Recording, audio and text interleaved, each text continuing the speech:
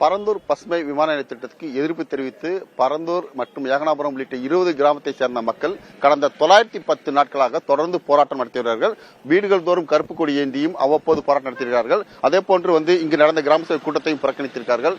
அதனை எதிர்த்து தீர்மானம் நிறைவேற்றிருக்கிறார்கள். இப்படி பல்வேறு கட்டங்களாக போராட்டங்களை நடத்தியுள்ள சூழ்நிலையில் தான் இந்த போராட்ட குழுவினருக்கு ஆதரவு தெரிவித்து தமிழகத்தை சேர்ந்த அரசியல் கட்சி தலைவர், அதாவது நாம் தமிழர் கட்சியின் தலைவர் சீமான் தடையை மீறி 2 முறை இங்கு சந்தித்து சென்றிருக்கிறார். அதே போன்று விடுதலை சிறுத்தைகள் கட்சியின் தலைவர் தொல் திருமாவளவன், தேமுதிக பொதுச் செயலாளர் பிரேமலதா விஜயகாந்த், அதிமுக சேர்ந்த முன்னாள் அமைச்சர் சோமசுந்தரம் உள்ளிட்ட அரசியல் கட்சி தலைவர்கள் மற்றும் சமூக ஆர்வலர்கள் என அனைவருமே கிட்டத்தட்ட 35க்கும் மேற்பட்ட அரசியல் கட்சி தலைவர்கள் இந்த போராட்டங்களை சந்தித்து ஆதரவு தெரிவித்திருக்கிறார்கள். இந்த சூழ்நிலையில் தான் தமிழக வெற்றி கழக தலைத்தை சேர்ந்த விஜய் அவர்கள் 36வது நபராக இன்றைய தினம் இந்த போராட்டங்களை சந்திக்க இருக்கிறார்கள். இவர்களுக்கு 4 விதமான கட்டுப்பாடுகள் போலீஸ் தரப்பில் விதிக்கப்பட்டிருக்கிறது. குறிப்பாக அந்த மண்டபத்திற்கு இந்த பரந்தூர் விமானத்தை சேர்ந்த 20 கிராமத்தை மக்கள் மட்டும்தான் வர வேண்டும். அதே போன்று வேறும் யாரும் வரக்கூடாது.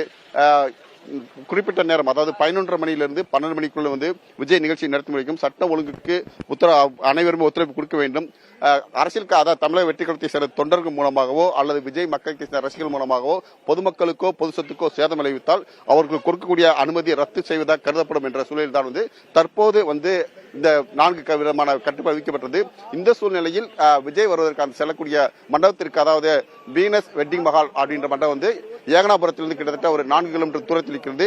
இங்கிருந்து பொதுமக்களை அழைத்து செல்வதற்காக 17க்கும் மேற்பட்ட வாகனங்கள் புறப்பட தயாரிக்கிறது.